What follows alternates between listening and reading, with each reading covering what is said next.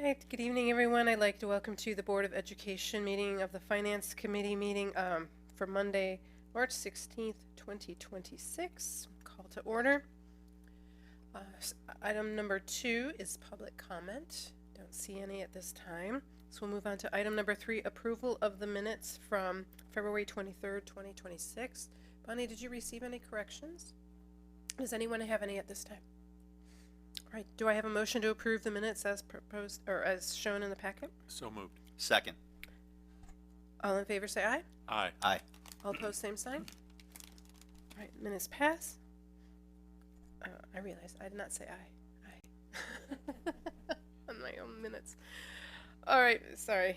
Still fighting this head cold. Item number 4, discussion and consideration. We have a district financial overview and benchmarking. We have Adrian Ramirez here tonight. Dr. Barrett, anything you want to say beforehand, or we go right into it? No, I'm just grateful for Adrian to be here.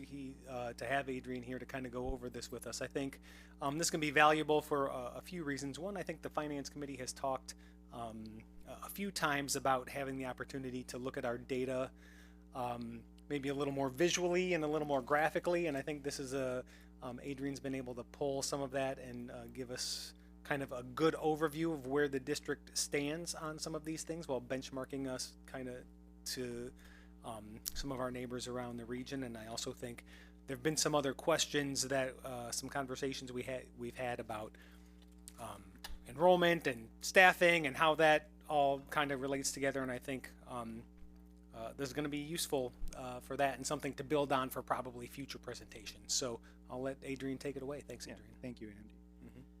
So as Andy mentioned, today's presentation will be a brief financial overview of Geneva 304 and compare a few key metrics with nearby districts.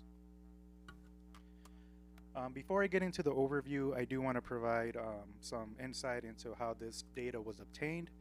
The comparisons in this presentation were developed using frontline education software, which compiles financial, staffing, and enrollment data reported annually by school districts. So school districts in Illinois have, a lot of data they have to submit on an annual basis. So this software is able to obtain all that data, and we're able to use it to make comparisons, and it's just really useful data.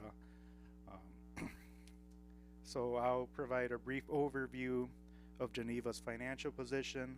We'll take a look at several key financial metrics and trends. We'll compare Geneva with selected peer school districts, and we'll use these comparisons to provide context around Geneva's financial and staffing structure. So throughout the presentation, you'll see comparisons with nearby school districts. We have Naperville 203, St. Charles 303, Wheaton 200, which you'll see in the next few slides that Wheaton's legal school district name is actually Community Unit School District 200, so you'll see QSD 200 representing Wheaton 200. Central 301, which is Burlington, Batavia 101, and Caneland 302. So these are the peers we selected based on they're geographically close, and they serve similar communities. So several of these districts are located in Kane County with the exception of Naperville and Wheaton. They're actually located in DuPage County. So as you can see, Geneva serves around 4,900 students, placing it close. They're similar to Central and Batavia.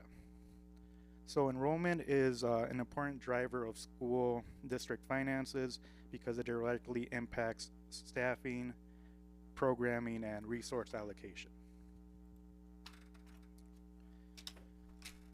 So here's another enrollment slide that shows trends from 2019 through 2025. One trend across the region, with the exception of Central, is that every district is experiencing a decline in enrollment. This has been influenced by several factors such as lower birth rates and changes following the pandemic. Another trend visible is the charts. In the chart is that the special education enrollment has increased across many districts, including Geneva. So from 2019 to 2025, you see that increase for Geneva going around Um, sorry. Yeah, you see the line moving up. Um, sorry, I'm trying to make sure I see it correctly. Yeah, so the increase has to do with, you know, special ed. The I'm sorry. I'm messing up. Okay, so the increase in special education, we think it's due largely to identification of students and the growing complexity of student needs.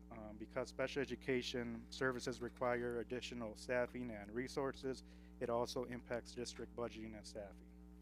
Adrian, am I correct in interpreting this page? The bars are represented by the overall enrollment number on the left, right? Yes. And then the special ed enrollment, that's percentage of overall enrollment, and that's represented by the numbers on the right. Correct. So I think it's important to acknowledge that obviously we're seeing an increase like just about everyone is, but also that increase in relation to the bar chart, it maybe looks like a little bit bigger than it is, because you're basically looking at, somewhere between 13 and 15% of our overall population is identified as special education. Yeah, and I think it's really interesting to see that 4 of the 6 are basically between 14 and 15%. I mean, that is unusual statistically to get everybody in that area at that same amount. Yeah. That's really interesting, Yeah. I found.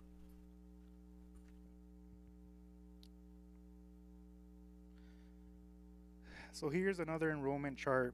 So this one shows data from 2020 to 2025. And it just shows that Geneva has declined in enrollment in 11.6% during this period, which is consistent with the other districts in this comparison. So again, I reiterate that understanding enrollment change is important because staffing and operational costs do not always decline at the same pace as enrollment. This can create financial pressure for districts over time. What I like about this one is, obviously the finance committee and the board and the community knows we've talked about our declining enrollment a lot. And one of the things we've said, repeatedly is, well, this isn't just a Geneva trend, right? This is more a trend locally and regionally and nationally, and this really shows it, right? You see pretty much all of these districts that we're looking at in the comparison, save one, is seeing very similar enrollment declines. And that one district, candidly, in speaking with colleagues there, and some of you may know, Jackie, you may know from work, they have a lot of open land that has been developed and that is being developed into residential neighborhoods. So they were a little smaller. They had a little more west and rural, a lot of open land developing into residential neighborhoods that are, I think, a little more affordable for younger families, right? And so you're seeing that district grow while kind of the rest of us that are pretty similar all have some of those similar declines. So I have one more chart that shows the correlation between declining enrollment versus FTE. So this chart compares changes with staffing levels over time. What we see here is that enrollment has declined by more than 13% since 2019. Staffing levels have actually increased roughly by 4.6%. Again, this is a trend that we see with many districts, and it reflects several factors. And I think the big one in talking with Andy and Todd have been that increases in special education enrollment often require additional staff to meet mandated services. Mm-hmm. Can I ask a question, Adrian? Yes. The increase, the blue line, the increase in staffing there, is that an absolute increase or is that per student? Because if our staffing has stayed the same or gone down or slightly moved up, but we've had such a decrease in the number of students, then it could be the effect of the denominator being so much impacted. So my question is, the blue line, is that an absolute increase of, I'm sorry, 4%? 4 point, yeah. Whatever it is, 4%-ish. or is that a per number of instructors per educators per student? Yeah. That's a good So question. it goes back to 2019, what we showed as being a certified teacher, what we had as far as number of FTEs. So that has increased by 4.6%. So that is absolute. That's Yes. absolute. Okay, thank you. Yep. Good question. Okay, the next slide, we're going to look into student-teacher ratio, which measures the average number of students per teacher. Geneva's ratio is at 12.1 students per teacher, which places towards the lower end of this comparison group. A lower ratio generally indicates more staffing relative to enrollment. So right there you see Geneva's on the lower end. I would go back, Adrian. I think Yeah. back, just I would only say because of Paul's previous question. This is like again an absolute number, right? So there's a lot of stuff that doesn't come out in the wash in this, right? So that doesn't mean that every one of our classrooms is one teacher to 12 kids, obviously, right? It's important for folks watching to know that. That's when you take all of, you know, those professionals, educators that we have in a variety of roles, and, you know, correlate that to the number of students we have enrolled. That's where those numbers come from.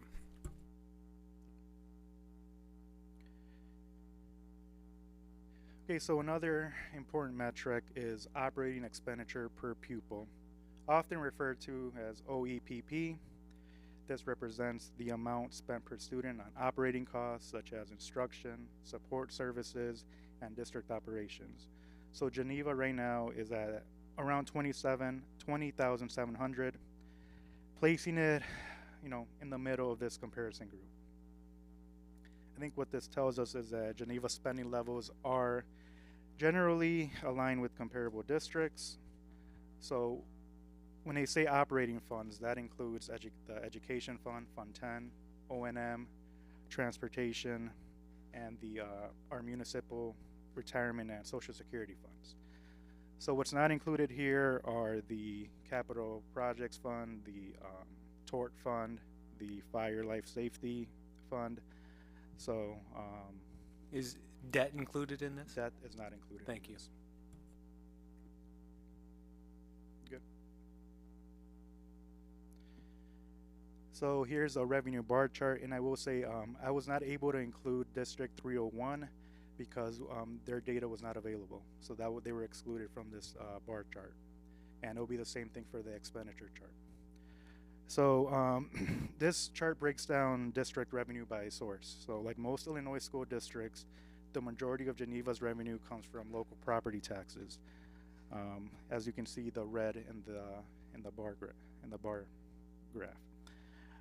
State funding and federal funding represent a smaller share of revenue across all these districts, and this is typically the norm for these type of districts, where you have low-income students and you have these type of communities. One thing I'll mention about this is that I did check that all these districts are considered Tier 4 school districts under the state's evidence-based funding formula, meaning that every one of these districts is funded at above the adequacy target, meaning that the other districts also rely heavily on local property taxes, as you can tell. So it's the lower tier districts that get a larger share of the state funding. So here's an expenditure bar chart, and this is again showing that Geneva, like these other districts, their largest expense is salaries and benefits, ranging anywhere between 70 and 80% of expenditures goes towards salaries and benefits. We have other categories that are smaller, supplies, services, capital costs. One thing I want to point out is other objects. So this represents debt service payments for most districts. So other objects is that purple color. So every district, as you can see, has paying off some type of bond.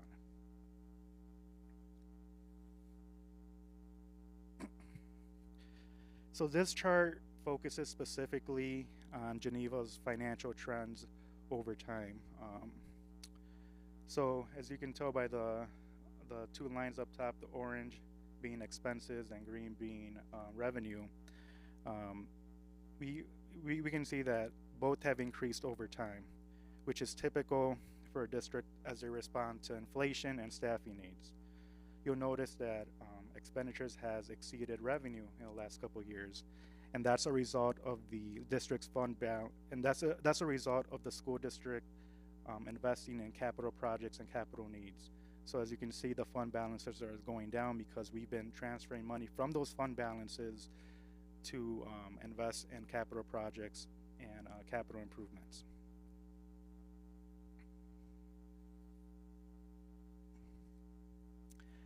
So here's a tax rate chart that shows a breakdown for each district from 2022 to 2024. It shows the individual funds. So it's been a while since you guys have heard anything about the levy, right? So I'll give you guys a reminder. Who doesn't love hearing about the levy, though, Adrian? We love it. So the district's tax rate represents the amount of property tax levied per $100 of equalized assessed value. And it is calculated by dividing the district's levy by the total EAV within the district. So one trend you see is that tax rates have been declining for the most part since 2022. So this typically occurs when property values increase faster than the levy, meaning the same revenue is spread across a larger tax base. Overall, Geneva's tax rate, falls within the range of comparable districts in the region. I'll point out that Naperville and St. Charles, they have lower tax rates largely because they have a much larger equalized assessed valuation, so EAV.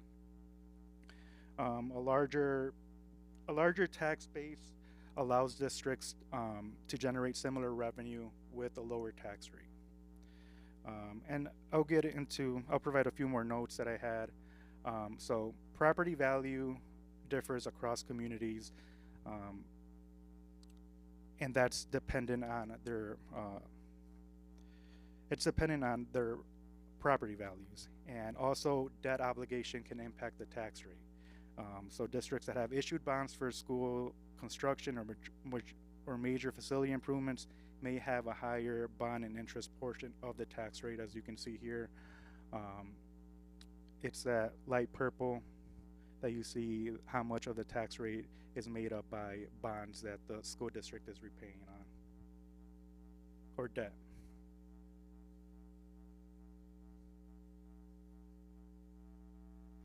Any questions on this? I think this one is really helpful, just to be able to see how it all stacks out, and to see the debt piece in there and the special ed piece in there, I think is helpful. Yeah, and I know Todd has levied more for special education in the recent years because it is something that's growing in our district. You can also see where the more rural ones having to have a higher levy because the EAV is less, right? I mean, less overall. Right. They've got less overall property wealth in Right. the more rural a place would be, so they've got less EAV to spread that out around. That's very good. Yeah.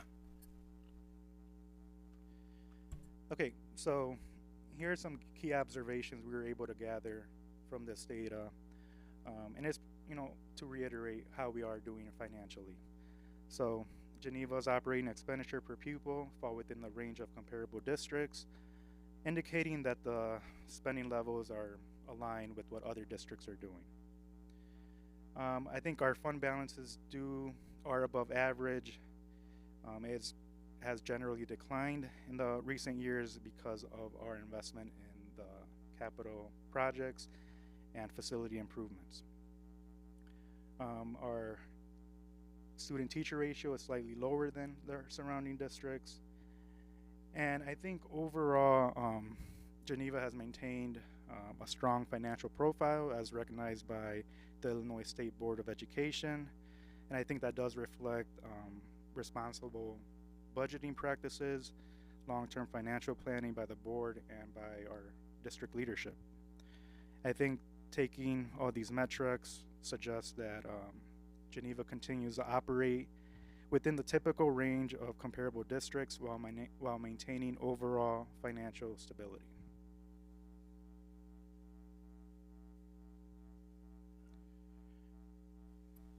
Any questions? I have one question.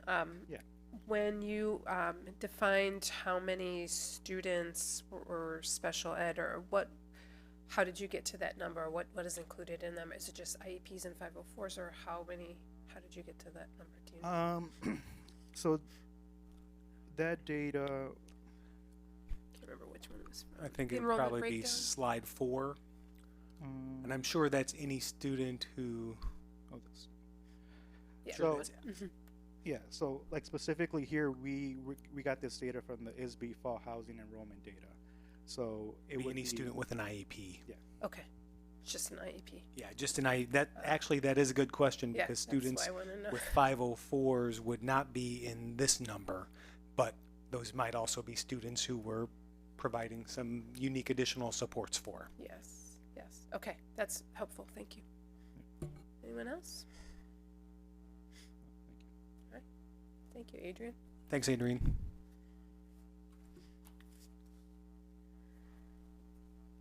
Okay, moving on. Item number 5 is future agenda items. We will see the 2026-2027 O&M capital plan in the near future. Stay tuned for that. Item number 6, items for recommendation to the full board. We don't have anything tonight. Item number 7 is information. Any legislative update? I don't have any. No, No, not nothing this for me time. either today. Okay. So that brings us to adjournment. Do I have a motion to adjourn? So moved. Second. All right, all in favor say aye. Aye. Aye. All right, we stand adjourned. Thank you.